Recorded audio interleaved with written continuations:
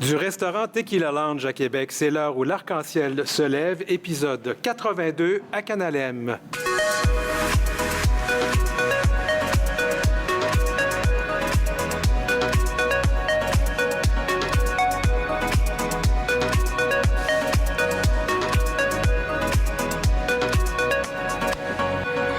Sommaire aujourd'hui, vivre queer à Québec à l'image de la ville avec sa haute-ville et sa basse-ville, son centre et ses banlieues, sa gauche et sa droite.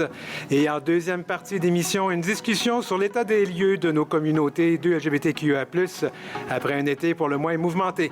À l'heure où l'arc-en-ciel se lève, on aime le mouvement, surtout celui vers l'avant.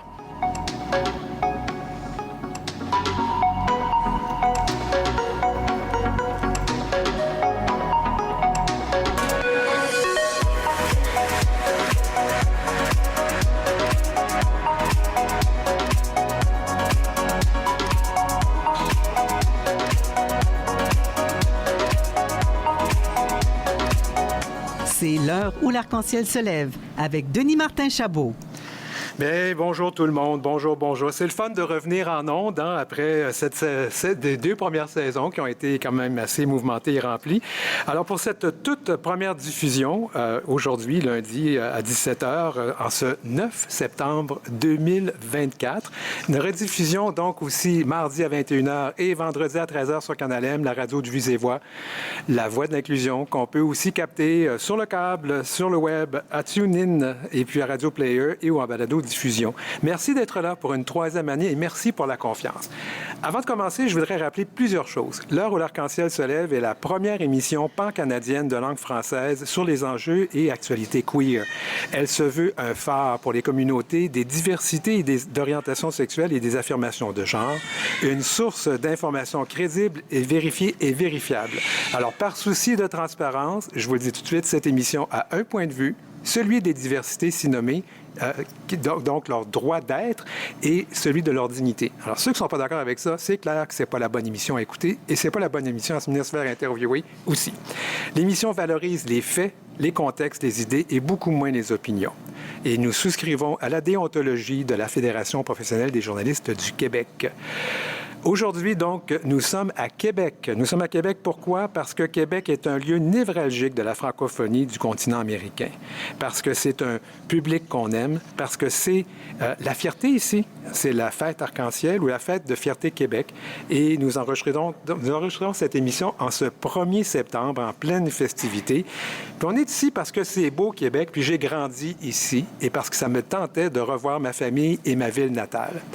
Alors, vous entendez un petit peu de bruit parce que nous sommes devant public. Nous sommes donc accueillis par Ariane Robitaille et Carolina Escobar, qui sont les deux gentilles propriétaires du restaurant Tequila Lounge à Québec, sur la rue Saint-Joseph, en Basse-Ville. On parle déjà tout à fait à Ariane. Approche-toi du micro, Ariane. Salut. Allô, allô. Merci de nous recevoir. Ben non, mais c'est un grand plaisir. Alors, juste un petit mot sur Tequila Lounge. Ben en fait, le Tequila Lounge, c'est l'histoire de moi et ma conjointe, Carolina, qui a commencé au Mexique, à Mexico City. On a fait une cuisine de rue là-bas pour payer notre mariage, premier mariage gay à Acapulco. Puis par la suite, on est venu ici en voyage de noces, mais ça va faire bientôt 10 ans qu'on est en voyage de noces au Québec. Donc, on n'est pas retourné. Puis ensuite, on a ouvert le Tequila Lounge il y a 9 ans. Wow, déjà. Voilà. Bien, merci de nous accueillir. Commençons tout de suite notre édition d'aujourd'hui. Alors, Québec, ville charmante, ville coquine, ville mystérieuse, ville créatrice et avant-gardiste, mais aussi ville des radios poubelles, ville progressiste, mais aussi avec des relats très conservateurs.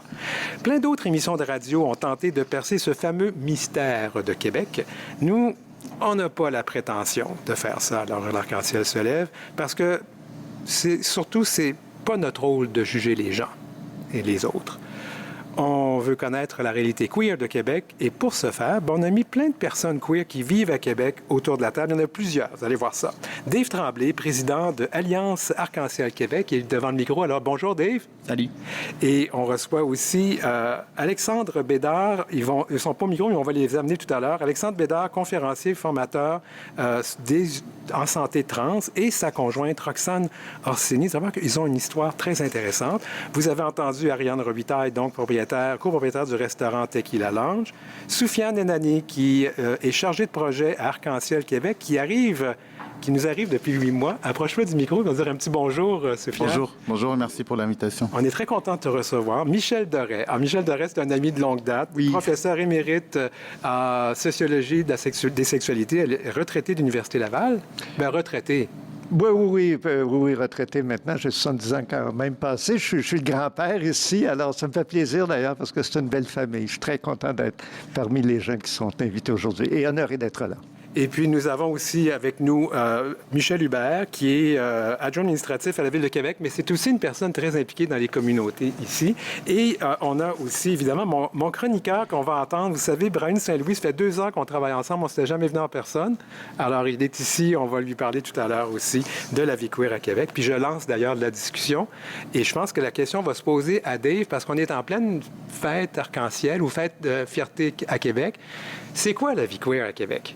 Bien, en fait, c'est ça. La vie queer, effectivement, la fête arc-en-ciel, c'est notre 20e édition cette année. Donc, pour l'occasion, on a décidé de s'appeler Fierté de Québec. On va juste mettre ça au clair tout de suite au début parce que on allait à l'extérieur, notamment à Montréal, puis on disait fête arc-en-ciel, c'est quoi ça, fête arc-en-ciel? Puis on disait que c'était la Fierté de Québec.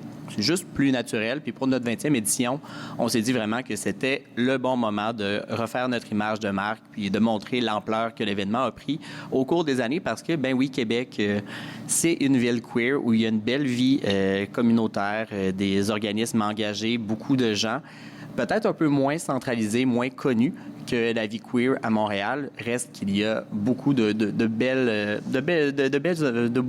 personnes à Québec, de beaux endroits à fréquenter. Tu l'as nommé, le Tequila Lounge fait partie clairement de la vie communautaire, de la vie queer à Québec. On en connaît plusieurs. Donc, oui, c'est ça, la fierté à Québec. Ça a été une belle édition. On est très heureux. C'est sûr qu'on ne contrôle pas toujours les événements météorologiques, mais bon. On est au Canada, on est au Québec, puis ça arrive. Ariane, justement, parce que toi, tu vis en couple. En fait, félicitations, parce que vous êtes tous les deux des nouvelles mamans. Bien, merci. On est bien heureuses de nos nouveaux rôles. Oui. Alors, comment c'est vivre en couple queer à Québec?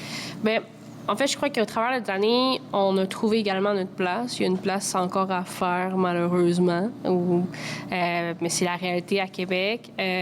C'est aussi... Il y a une liberté. Je veux dire, nous, ensemble, Carolina et moi, on a vécu au Mexique et clairement, si on se compare au Mexique... C'est totalement différent. Mais tu sais, on sent encore parfois pesant, on sent encore parfois les regards. C'est parce que, puis on s'entend, nous, physiquement, ben, on est un peu plus style garçonnière, donc les deux, on voit certains jugements encore. Mais, par exemple, il y a beaucoup d'ouverture. Nous, en tant qu'également entrepreneurs lesbiennes, on se fait de plus en plus reconnaître, puis les gens aussi sont plus portés, souvent même à nous poser certaines questions, mais ça démontre une ouverture, puis c'est ce qui est plaisant. Le petit nouveau qui est arrivé depuis 8 mois à Québec, comment tu trouves la vie queer ici à Québec? Écoutez, je dirais plutôt génial. Je suis content d'être ici. Je pense que la vie queer à Québec, pour une personne racisée, notamment pour moi en étant marocain, c'est une vie qui se construit au fur et à mesure. C'est une lutte au quotidien pour avoir accès à plus d'espace, se faire des amis, créer des liens et des intersections avec d'autres personnes queer, mais aussi d'autres identités. Mais je dirais que c'est une ville où la vie queer est possible, légalement déjà, et puis même socialement. Donc, ouais. J'aimerais, Dave, qu'on parle... à Montréal, on parle souvent du village. Dans plusieurs villes du monde, il y a des quartiers identifiés aux communautés queer. À Québec, est-ce qu'il y a un village? Non, il n'y a pas de village. Puis en fait, tu as parlé un peu des radios poubelles au début. Je me souviens des propos d'un animateur de radio que je ne renommerai pas, qui avait appelé la rue Saint-Jean le boulevard Sida. Hein? C'est ça, Michel me regarde avec un... On peut le nommer, c'est André Arthur. Ben oui, donc nommons-le, mais effectivement, donc oui, effectivement, à Québec, peut-être que c'est un peu plus dans le centre-ville qui a une vie queer. Reste que Québec, c'est une grande ville avec des banlieues, comme tu l'as nommé. Puis ça reste que il y a des gens queer partout dans la ville. Donc, il faut quand même faire rayonner l'arc-en-ciel partout dans la ville de Québec. J'aimerais amener 2 autres personnes à la discussion, puis je vais aller à Michel après ça, mais j'aimerais amener 2 autres personnes à la discussion. J'ai nommé tout à l'heure Alexandre et, excuse-moi, Roxane. Vous êtes un couple dans la vie, vous vivez une relation assez particulière. Je vais vous laisser la décrire. Oui, bien dans le fond, moi je suis un homme trans, donc on s'est rencontrés, moi et Roxane, au drag, avant ma transition. Donc vous étiez deux femmes à l'époque. Exactement, on a été un couple de femmes là, durant 1 an. On s'est fait présenter par une drag queen qui d'ailleurs était là quand j'ai demandé ma copine en fiançailles et qui sera là à notre mariage aussi. Tu veux-tu... Roxane, c'est assez intéressant parce que tu étais en couple avec une femme lesbienne. Est-ce que tu étais au courant qu'Alexandre était dans une remise en question, un processus? Oui, bien en fait, quand Alexandre a débuté sa transition, ça faisait déjà 1 an qu'on était ensemble, mais il y avait des questionnements aussi au niveau de son genre. Donc, quand on s'est rencontrés, c'était pas un enjeu. Je savais que ça allait se concrétiser un jour, mais je savais pas quand est-ce que ça allait se faire. Fait que quand il m'a annoncé ça, je suis pas tombée des nues, mais j'avais quand même l'impression qu'on avait une histoire à avoir ensemble, puis il fallait qu'on continue. Tu sais, c'est quand même juste une petite page de notre histoire, parce que ça fait plus longtemps que je suis avec Alexandre que j'étais avec ma blonde au départ, dans le sens où ça faisait 1 an qu'on était ensemble. Puis tu te définis comme une personne pansexuelle, si j'ai bien... Exactement, c'est ça. Fait que moi, j'ai fait 3 coming out. J'ai fait un coming out lesbienne, parce que j'étais dans une relation lesbienne. Ensuite, Alexandre a fait sa transition. Donc là, moi, j'ai fait un coming out bisexuel. Puis finalement, je m'étais dit, ouais, ben c'est peut-être pas ça, finalement. Fait que il y a eu beaucoup de remises en question aussi là, dans la semaine où on a eu l'annonce de la transition d'Alexandre. Fait que finalement, oui, c'est plus facile pour moi aussi de l'expliquer comme pansexuel, parce que c'est pas parce que quand on est tombé amoureux, je suis pas tombée amoureuse d'Alexandre parce que c'était une femme. Je suis tombée au départ, tu sais, puis je reste avec parce que c'est un homme aujourd'hui. Puis dans le sens où si on avait décidé de pas avoir de relation ensemble, c'est pas parce qu'il avait transitionné, c'est parce que notre relation fonctionnait plus. Puis 2 ans et demi plus tard, on commençait les démarches, puis on a un garçon de 2 ans et demi qui est né en 2021, puis on a une petite fille qui est née en 2023. Fait que ça fait partie aussi de notre réalité puis de nos enjeux, là. Et comment vous vivez votre couple à Québec? Comment ça fonctionne? C'est quoi? C'est positif? Je dirais qu'on a le privilège, nous, dans notre situation, dans la rue, les gens nous voient, ils voient un couple hétéro cisgenre. T'sais, on n'aura jamais à s'expliquer là-dessus. C'est au contraire quand que j'ai à faire un coming out, si je décide d'en faire un, ou que là, les gens vont être intéressés. Puis c'est un peu ça que Roxane et moi, on travaille beaucoup pour ça. T'sais, je travaille à l'Alliance Arc-en-Ciel comme conseiller aux enjeux trans. On travaille à Agri-Québec pour faire de la démystification. On veut vraiment expliquer que ça existe des couples comme nous. Puis on veut montrer qu'on est normal comme n'importe quel autre couple. Donc, dans la vie de tous les jours, je dirais qu'on a une famille choisie. Donc, on a des gens de la communauté qu'on a intégrés dans notre vie, au point où que même nos enfants, on appelle ça des marraines et parrains de la diversité. Donc, c'est des gens qu'on a sélectionnés qui sont au courant de la vie queer, justement, des communautés, tout ça, et qui sont capables de répondre aux questions de nos enfants sans que ça soit nous-mêmes, parce que c'est pas nécessairement les parents qui sont les mieux placés pour avoir ces sujets-là, des fois. Fait qu'on voulait vraiment des gens qui comprennent cette réalité-là puis qui soient capables d'expliquer à nos enfants notre parcours aussi. Michel Hubert, toi aussi, on a parlé d'immigration tout à l'heure avec Soufiane. Oui. Toi, Michel, tu es immigrant plus ou moins récent, hein, à Québec? Oh, ça fait 14 ans que je suis à Québec. Quand même, 14 ans. Oui. Alors, c'est quoi la vie queer à Québec? Ta voix comment? En fait, la vie queer à Québec, c'est très différent de Montréal. Montréal, effectivement, il y a un quartier, c'est comme Paris, il y a le Marais. Ici, c'est comme plus dilué, en fait, hormis 2 bars, le Drag et le Saint-Matthews, on est comme plus intégré dans le tissu de la société. Mais j'ai l'impression qu'il y a une soif chez les LGBT à Québec d'autres choses que les bars, par exemple. Parce que très récemment, il y a trois hommes gays à Québec qui sont partis, un groupe de 5 à 7 LGBTQ+, à Québec, qui ont fait des 5 à 7 dans des bars, mais aussi au cinéma, au théâtre, etc. Et ils ont beaucoup de succès. Peut-être même trop de succès. J'ai l'impression qu'ils sont peut-être un petit peu débordés. Le dernier, il y avait vraiment beaucoup de monde. Et j'ai l'impression que c'est la preuve qu'il y a une soif pour une autre vie que celle qu'on trouve dans les bars.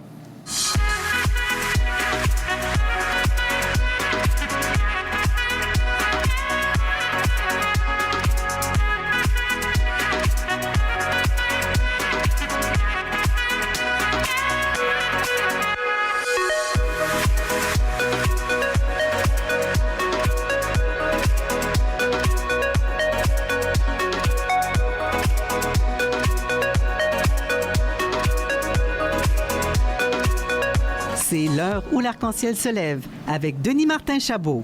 Mon Dieu, que ça passe vite. On a déjà fait la moitié de cette discussion-là, puis on n'a pas encore eu le temps de tout dire.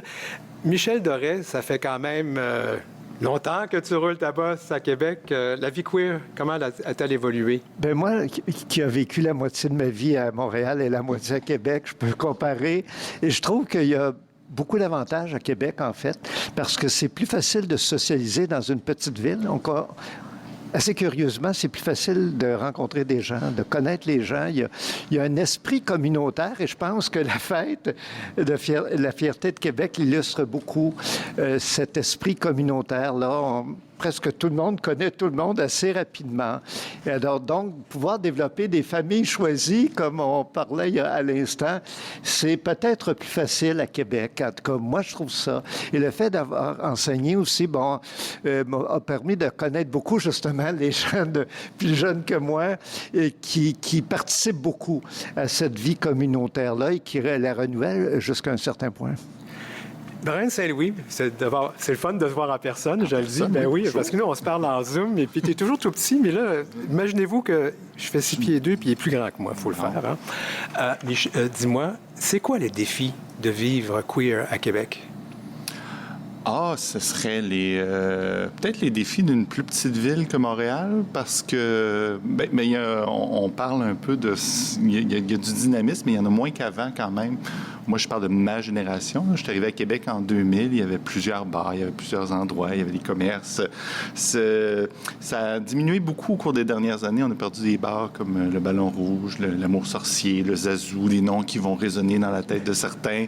Là, il nous reste que le drag de Saint-Mathieu aussi, mais il y a moins d'établissements, il y a moins d'endroits, la population vieillit, les jeunes sortent moins, je veux dire, on fait qu'on a moins... Le tissu social est un peu plus difficile à Québec, peut-être à cause de ça, parce qu'il y a moins d'esprit de communauté. On est moins, donc il y a moins d'esprit... Il y en a un quand même, je ne vais pas le diminuer, mais il y en a peut-être moins qu'il y en a déjà eu.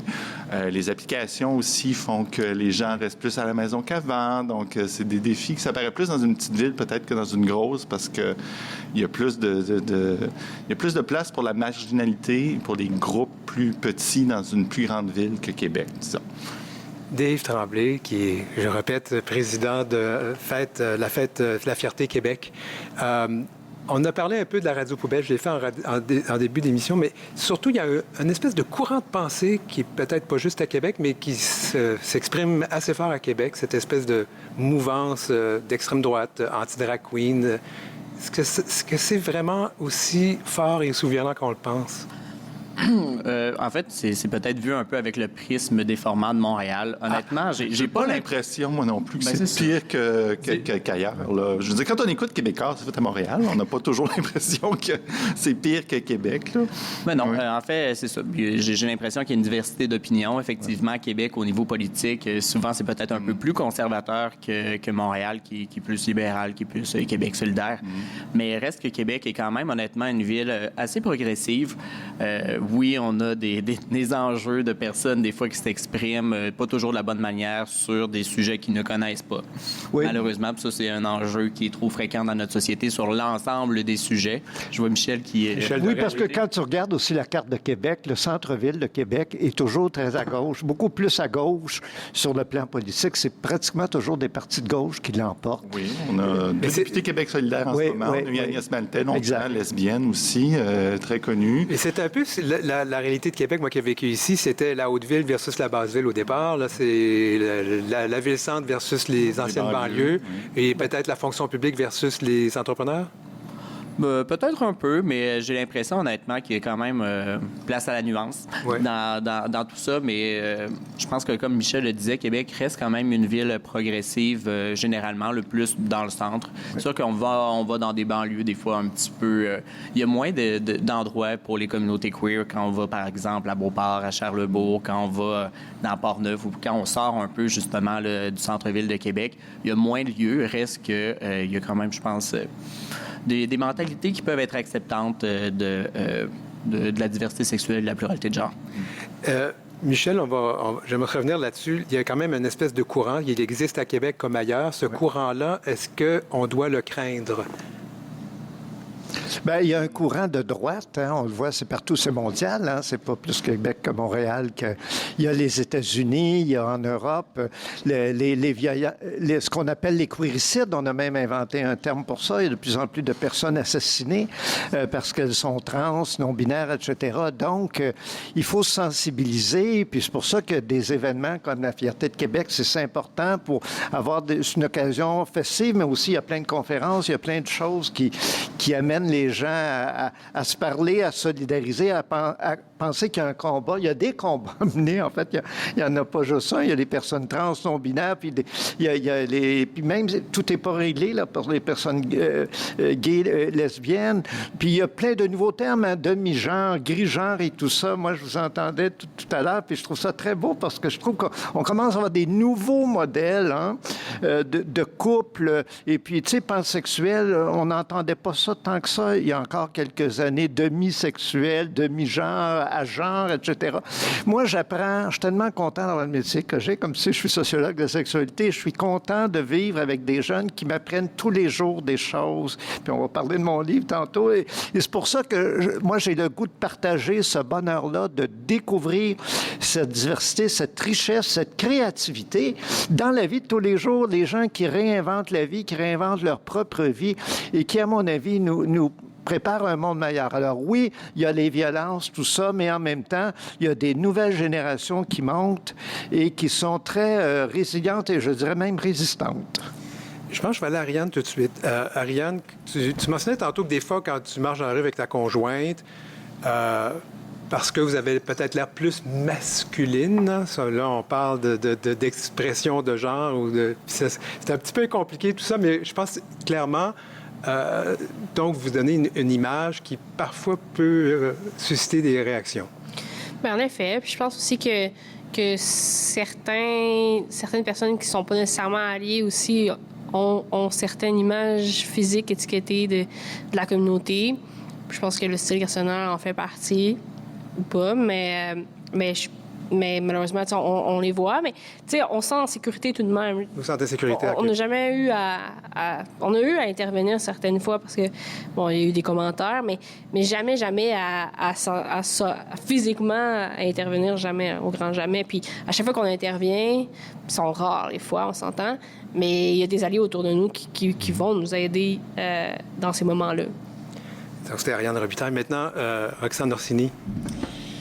Bien, en fait, nous, au quotidien, quand on se promène avec notre famille, ça va toujours vraiment bien. Donc, on essaye quand même de montrer un peu de notre queerness à travers notre réalité parce que on veut pas non plus que nos enfants... En fait, je pense que c'est la mission qu'on se donne tous les deux, c'est qu'on veut pas que nos enfants, dans 15-20 ans, se sentent obligés de devoir faire un coming out, puis se sentent obligés d'avoir le stress de dire « Maman, papa, je pense que j'aime une fille, je suis une fille. » Mais là, je veux pas que ces enfants-là aient ce stress-là, parce que je me rappelle, moi, dans comment je me sentais quand j'ai fait mon coming out, je veux plus jamais vivre ce stress-là de ma vie. Je pense que ça a été plus stressant pour moi de faire un coming out qu'accoucher.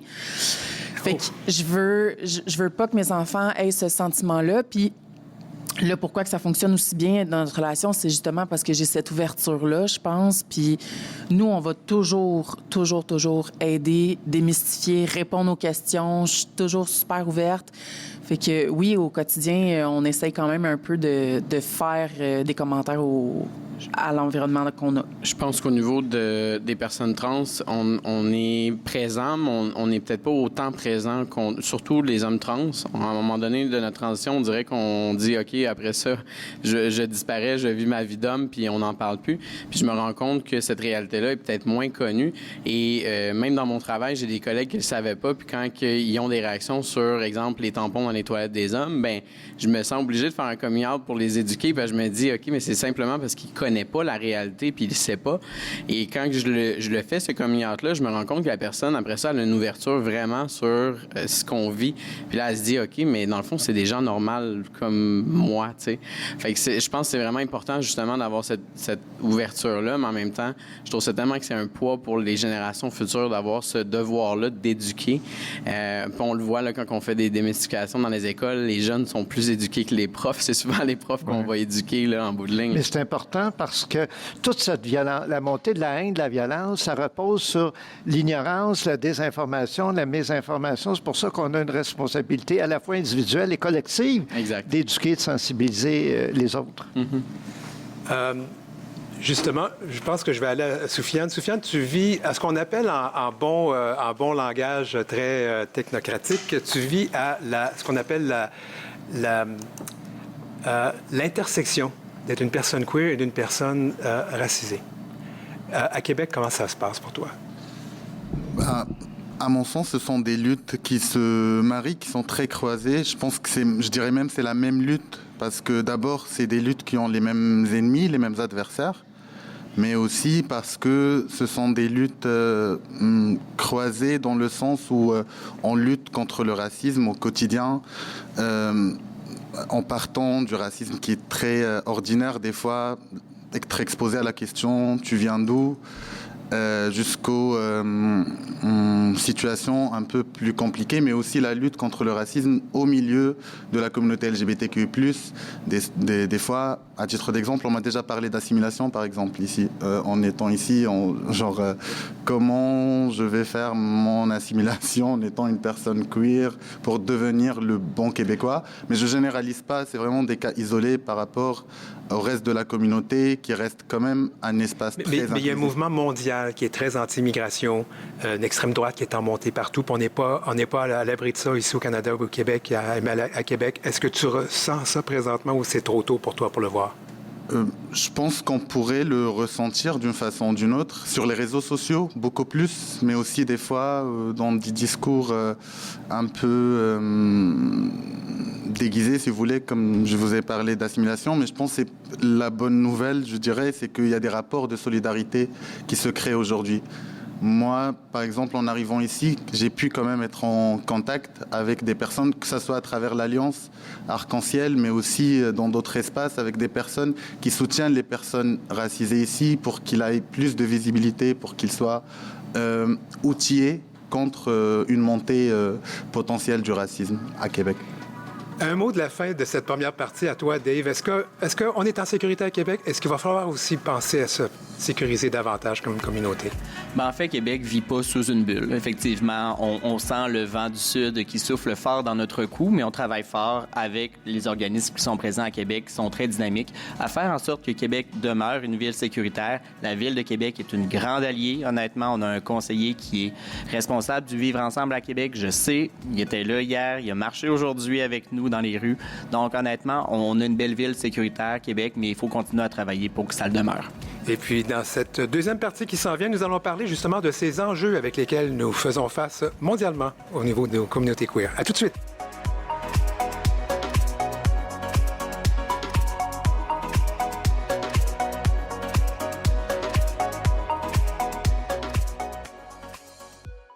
C'est l'heure où l'arc-en-ciel se lève avec Denis Martin Chabot.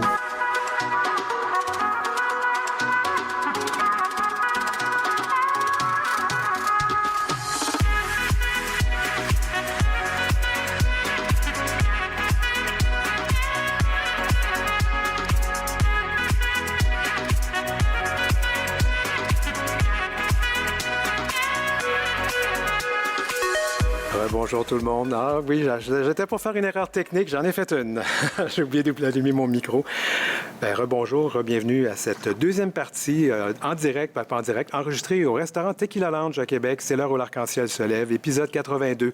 Depuis notre dernier rendez-vous, donc, on a parlé de beaucoup de choses au Québec et au Canada. C'est passé beaucoup de choses, en fait, au Québec et au Canada. Alors, d'abord, il y a eu ces fabuleux Jeux olympiques et les Paralympiques à Paris sous le signe de la diversité avec, en toile de fond, la montée des extrêmes droites en Europe. Il y a eu l'arrivée de Kamala Harris comme candidate présidentielle aux États-Unis qui pourrait peut-être barrer la route à Donald Trump et de l'extrême droite dans ce pays, ou presque. Mais dans ce pays, il y a quand même eu 500 projets de loi à peu près anti-trans et anti-queer déposés dans l'un ou l'autre des États ou l'une ou l'autre des municipalités. Et puis, il y a des sondages inquiétants qui montrent une montée d'une certaine intolérance envers nos communautés, même une montée de la violence. Et puis, pas loin, à Sherbrooke, 2 hommes queer ont été piégés sur Grindr pour être tabassés. Alors, comment vont nos communautés en 2024? Je répète donc nos invités aujourd'hui. Dave Tremblay, président d'Alliance Arc-en-Ciel Québec. On a aussi Alexandre Bédard, conférencier en santé trans, conférencier formateur en santé trans, et sa conjointe Roxane Ursini.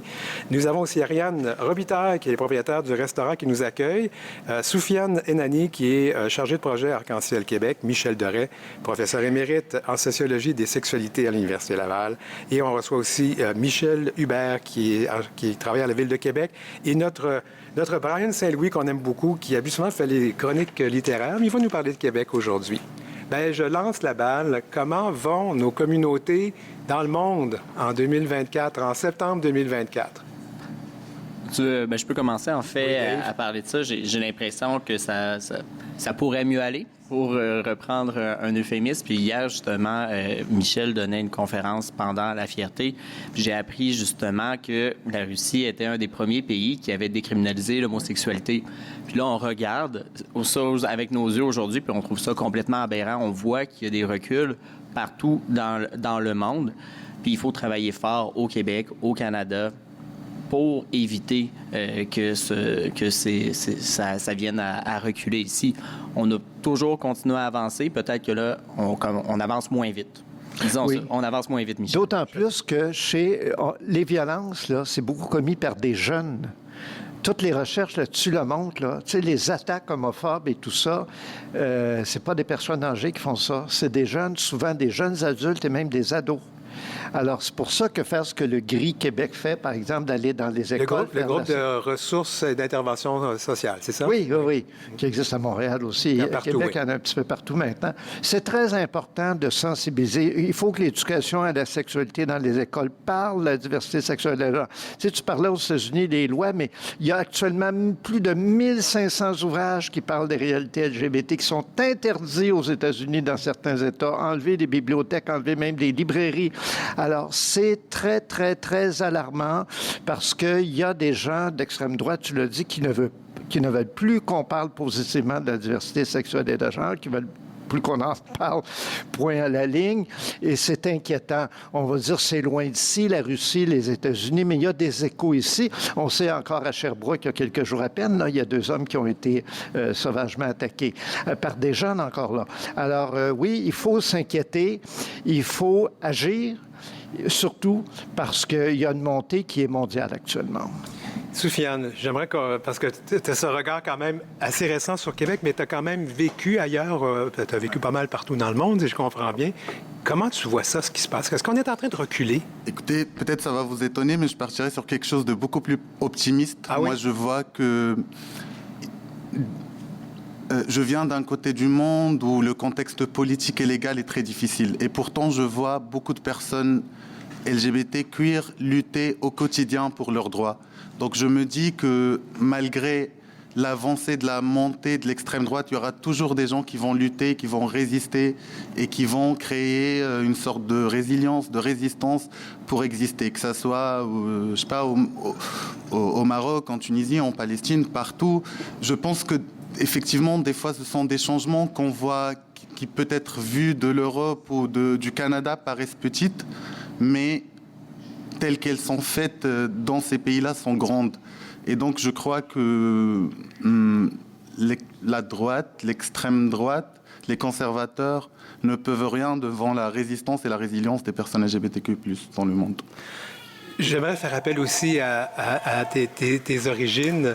Soufiane, il y a quand même un conflit épouvantable qui se passe présentement à Gaza. Je pense que là, c'est quelque chose qui est important à parler parce qu'il y a eu tout à fait récemment, au début de l'année, des photos qui ont été publiées d'un soldat israélien avec un drapeau de la fierté sur les ruines à Gaza.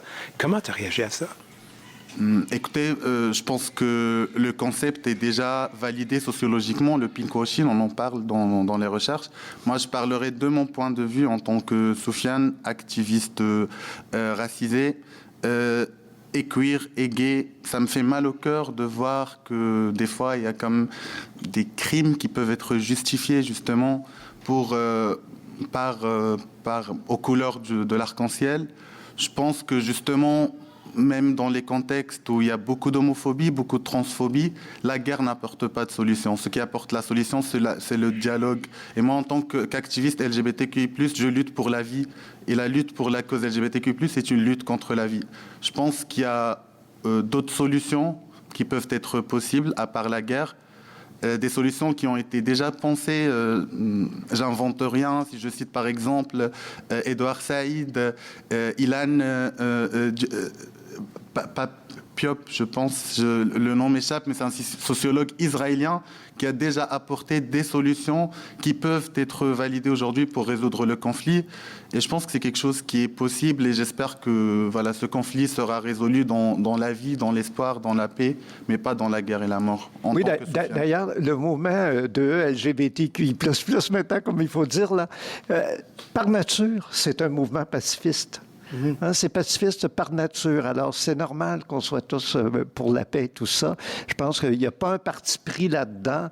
C'est parce qu'en tant que communauté qui ont été ostracisées, discriminées, on ne peut qu'appeler à la paix, là. Ça, c'est bien certain. Mais beaucoup de fierté, puis je vais faire appel à Dave là-dessus, beaucoup de fierté au pays, au Canada, un peu dans le monde, ont eu à concilier les revendications très légitimes des personnes d'origine palestinienne qui manifestaient et les mouvements des fiertés. Puis il y avait quand même des reproches qu'on faisait au niveau du financement, parce que certaines compagnies qui financent aussi des achats d'équipements de guerre dans ces pays-là. Comment on peut réconcilier ça? En fait, à Québec, ça a été quand même bien. J'ai personnellement, avec un membre du conseil d'administration, on a rencontré des personnes qui étaient dans le mouvement pro-palestinien avant la fierté.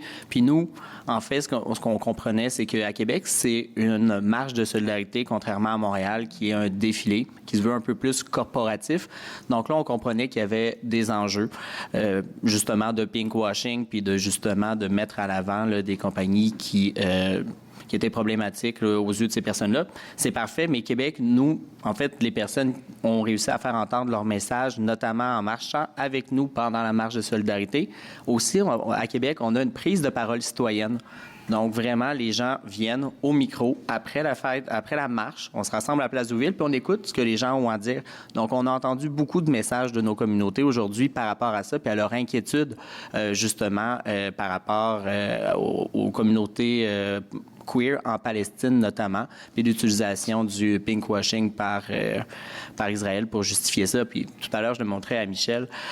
J'ai écrit à Benjamin Netanyahou, à titre de blague, mais sur Instagram, pour lui dire, sache qu'il y a plusieurs personnes qui ont pris la parole pendant la fierté à Québec pour te demander de cesser le génocide. Donc voilà, le message a été fait. Je l'ai passé sur l'Instagram du premier ministre israélien. Ouais. À Montréal, il y avait des affiches, le No Pride in Genocide. Comment tu te sens vis-à-vis ça quand il y a des manifestations qui arrivent en même temps que nos manifestations de la fierté? Tu es un peu pris entre l'arbre et l'écorce, toi, Sofiane? Ouais. D'abord, je pense qu'il ne faut pas essentialiser. Il y a beaucoup de manifestants pro-palestiniens qui sont pro-LGBTQ+. Tout à fait, oui. Je pense que moi, je suis solidaire, ça me fait plaisir, surtout tout à l'heure, lors de la marche, de voir une intersection entre les activistes LGBTQ+, et les activistes pro-palestiniens, et d'ailleurs souvent qui sont les deux. Et oui, et je pense que c'est tout à fait possible, et finalement c'est la même lutte. C'est vraiment une lutte pour un monde vivable, respirable, où il y a la paix, où il y a de l'amour, où des histoires d'amour entre des Palestiniens et des Israéliens sont possibles. Je pense que finalement, c'est ça la lutte, ma lutte, la lutte de toute personne LGBTQ+. Ariane, je pense que j'aimerais ça t'amener à parler parce que vous êtes un couple biracial, si on peut dire, ou binationaux, parce que là, j'aime pas biracial, binationaux. Vous avez un enfant maintenant. Oui. Est-ce que tu crains de voir ce qui se passe pour ton enfant? Bien, j'ai craint. C'est sûr que comme Alex un peu parlait, on est comme un peu les messagers. Puis c'est drôle parce que quand on a commencé, Carolina et moi, à penser à former une famille, j'avais pas cette crainte-là. Je me disais, mes enfants vont aller à l'école, probablement qu'ils vont avoir des amis, que leurs parents seront également partie de la communauté.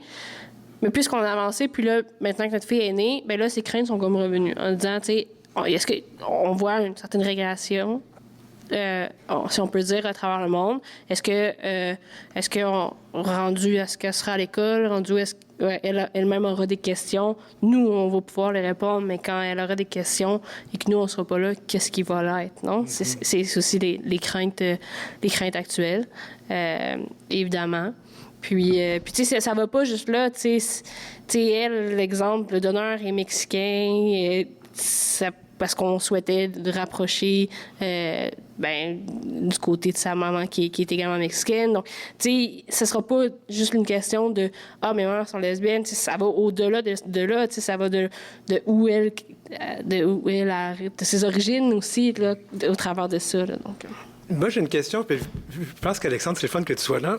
Votre enfant, est-ce que votre enfant, vous avez déterminé le genre de l'enfant que vous allez attendre? Nous, on s'est dit, en fait, à ma base, moi, ce que je me dis, c'est que si mon enfant peut être juste un garçon, pas avoir à vivre justement une transition, je vais être heureux pour lui. Pour vrai, pour l'avoir vécu moi-même.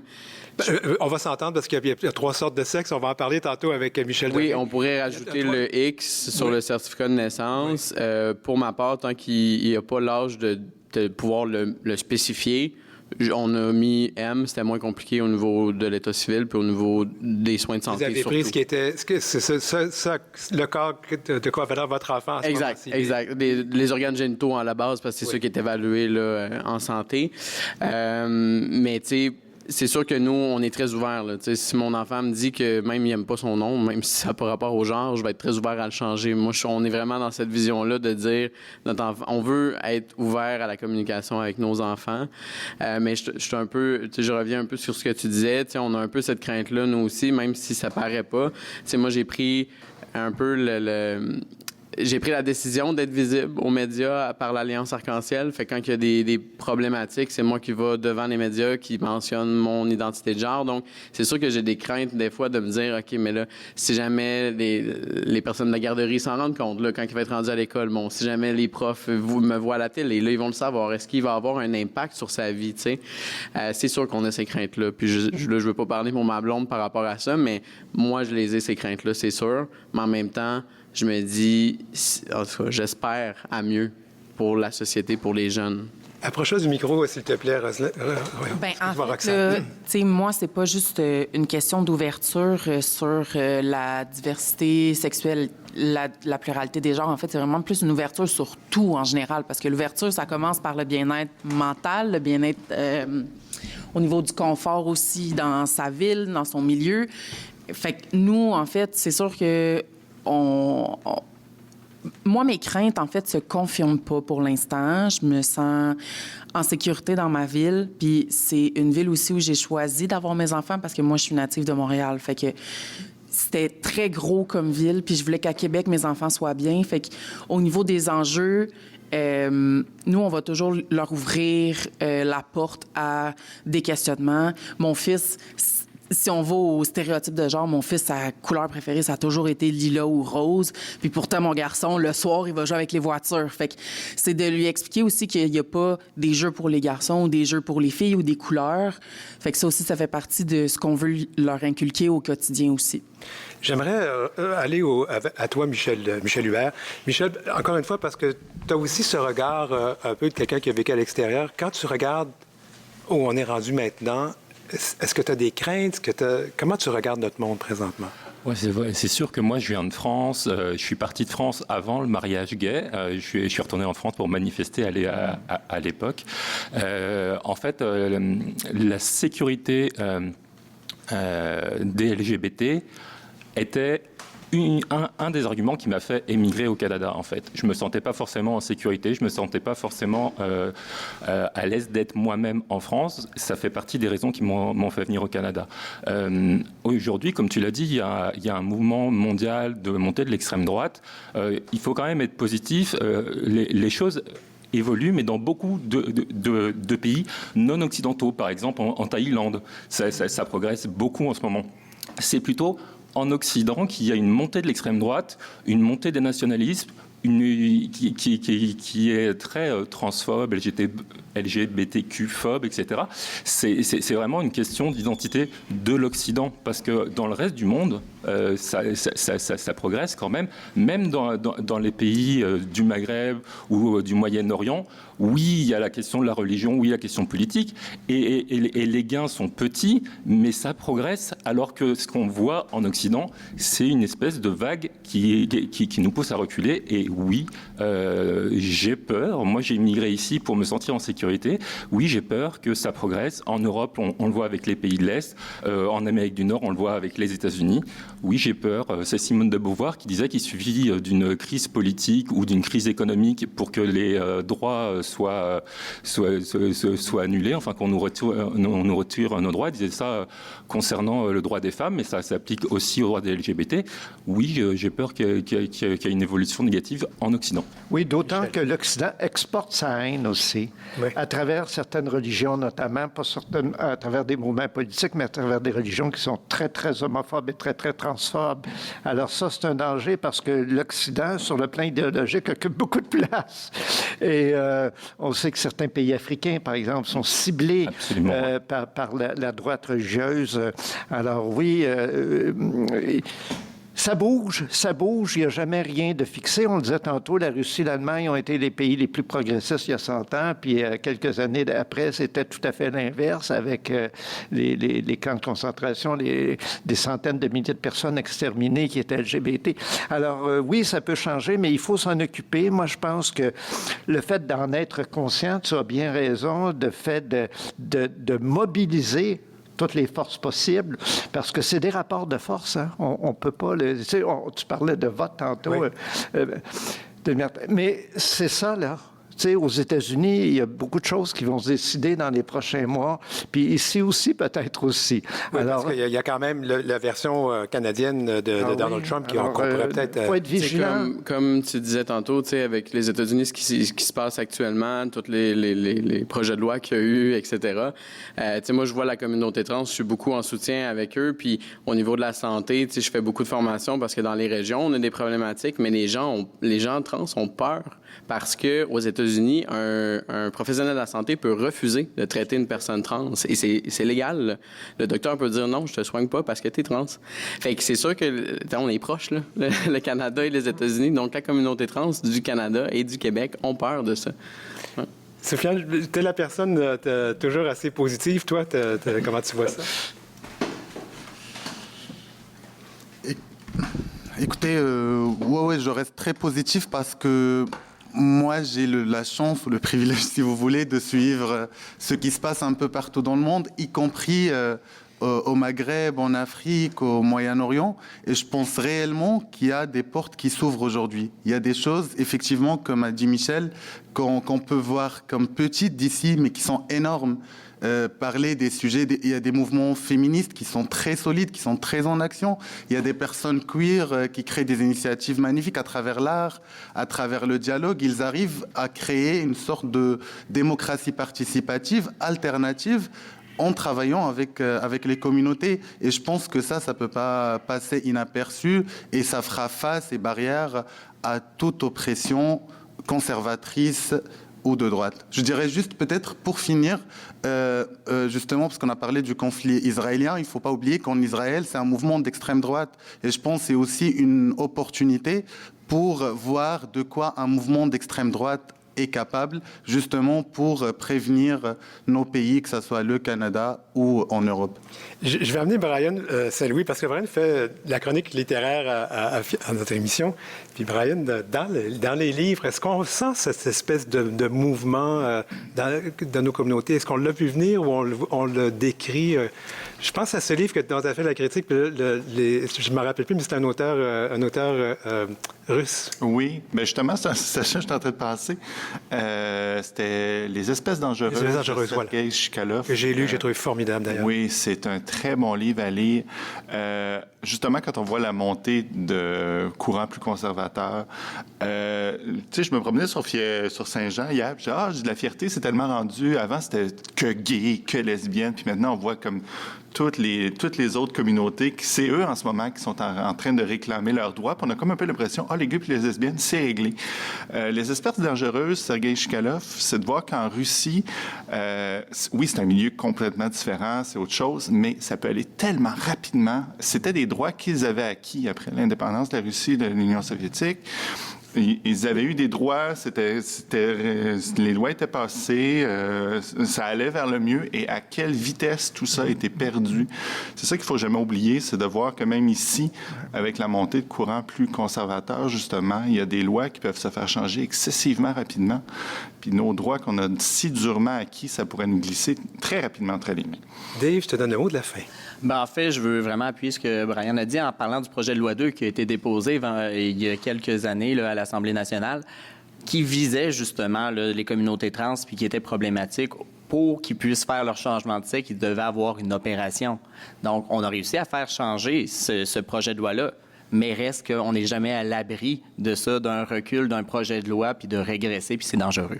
Mais il faut se faire entendre. Ce que tu viens de dire, David, est très, très important. Je pense que si les gens ne viennent pas cogner à ta porte, va cogner à la leur. Parce que je pense que les gens qui nous représentent, là, si on veut bien qu'ils nous représentent, il faut être vocal. Il faut se faire entendre. Tu as raison.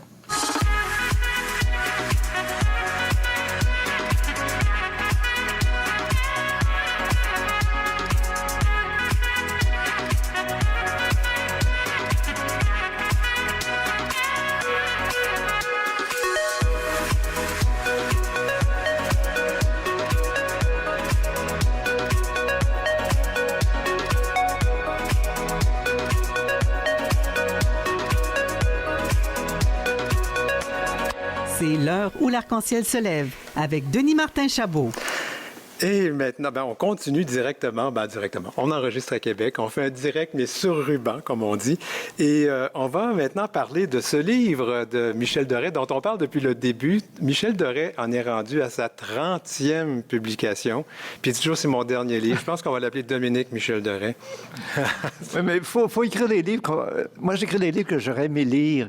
Et puis, il en manque toujours un dans ma bibliothèque. Alors, je me dis...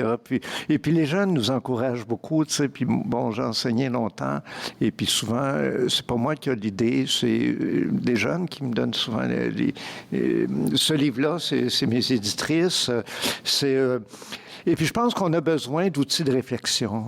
On en a besoin, c'est ce que j'essaie de faire. Ça s'appelle « La révolution des identités de genre, enfin expliquée » de Michel Doré. On m'a envoyé une version PDF du livre, alors j'ai pu le lire avant l'émission. Et je vais le décrire, puis tu me diras si j'ai raison. C'est un livre qui est vraiment pour monsieur, madame, tout le monde. C'est pas un livre pour les scientifiques, mais quand même, il y a de la science, tout est vérifié, les sources sont là, et ça explique le b.a.-ba de c'est quoi les identités de genre, les expressions de genre, le sexe anatomique ou whatever. C'est bien ça? C'est exactement ça, parce qu'on entend n'importe quoi. On parlait tantôt des contre-discours, de la désinformation, de la mésinformation dans certains médias. Et puis, à un moment donné, je me suis dit... Il faut un livre qui mette ça là, noir sur blanc, qui explique ça de façon très pédagogique, avec toutes les références là, pour tu sais, quelqu'un disait « Vous êtes sûr que vous inventez pas ça? » J'ai dit « Monsieur, j'ai pris 50 ans à développer ma crédibilité, je ne vais pas la perdre pour un seul chiffre, que de virgule n'est pas la bonne. » Ça a été vérifié, je ne peux pas te dire combien de fois par une équipe et par moi plusieurs fois. Alors, c'est important de donner des faits, de montrer qu'il y a des faits là, derrière ça. Quand on dit la diversité sexuelle et de genre, là, c'est un jeune sur 5, il y a des statistiques mondiales, Ipsos, Statistique Canada, CROP, les enquêtes aux États-Unis, on sait maintenant que c'est 16 à 21 % des jeunes de la génération Z, là, puis celle de l'alpha qui grandit, là, qui s'identifient à la diversité sexuelle et de genre. C'est sans précédent dans l'histoire. Il n'y a jamais eu, avant, c'était les chiffres, on disait 5, des fois, on se rendait à 8, peut-être 10, mais qu'on soit autour de 20, c'est beaucoup. Alors, les jeunes s'identifient, puis il y a de plus en plus de nouveaux termes, c'est pour ça qu'il faut en parler, de ces demi-genres, gris-genres, abrosexuels, c'est pas tout le monde qui connaît ces termes-là. Alors, il faut les faire connaître, faire la différence aussi entre le sexe et le genre. Beaucoup de gens confondent les deux. Notre sexe, là, tu sais, on est né avec un sexe, mais peut-être peut-être qu'il ne fait pas notre affaire aussi. On peut changer. Mais notre genre, c'est plus malléable parce que notre genre, évidemment, on peut le travailler beaucoup plus. Notre genre, c'est ce qu'on fait avec notre corps, finalement. Alors, puis les gens mêlent aussi ça avec la sexualité. Tu sais, moi, j'enseigne là-dessus, là, ça fait longtemps, j'enseigne ça, 45 ans. Comment on réagit quand on a travaillé sur ces questions-là pendant des années, que ça a été plus simple, mais que c'était déjà complexe déjà pour certaines personnes, alors que c'était beaucoup plus simple, de voir que le prisme s'éclate toujours de plus en plus. Comment vous, comme chercheur, vous réagissez de voir ça? Moi, je suis très heureux de ça. J'apprends tous les jours et je trouve que les jeunes générations sont tellement inventives et intelligentes d'avoir enfin le bon mot pour chaque chose. Moi, j'aime beaucoup la langue française. Alors, d'avoir une langue qui se développe, qui nomme avec beaucoup plus de... Tu sais, avant, tu étais d'un bord ou de l'autre. Tu sais, tout le système binaire, homme-femme, homo-hétéro, là, c'est en train de tomber. Quelle bonne nouvelle! Quelle bonne nouvelle que chaque personne peut trouver le dosage de ce qui fait son affaire dans le masculin, d'être homme-femme. Peut-être qu'un jour, ça n'existera pas, ces concepts-là. Et puis, il y a des traditions. Pense aux traditions autochtones, par exemple, des Premières Nations en Amérique. En général, il y avait 3, 4, parfois même, semble-t-il, 5 genres. C'était le genre qui comptait. Alors, ce qu'on appelle les personnes aux deux esprits, là, qu'on connaît peu, mais qu'on devrait enseigner dans nos écoles, qui étaient des réalités plurimillénaires. Alors, il y a une richesse qu'on a on a perdu trace dans l'histoire, puis on ne nous l'a pas enseigné. Et je trouve qu'il y a un retour à ça. Et puis, moi, je suis enchanté de cette diversité-là qui se nomme plus que jamais. Michel, mon Dieu, j'avais mis plein de monde autour de la table, mais on arrive à la fin de l'émission. Je vous remercie tout le monde d'avoir été là. Michel Doré, le livre « La révolution des fiertés, des genres enfin expliqués », c'est aux éditions du Trait Carré. On en reparlera bientôt. On en reparlera très bientôt. Alors, c'était l'heure où l'arc-en-ciel se lève en ce 9 septembre 2024. On était de Québec aujourd'hui. On retourne en studio la semaine prochaine. Merci tout le monde d'avoir été là. Merci. Bonne saison.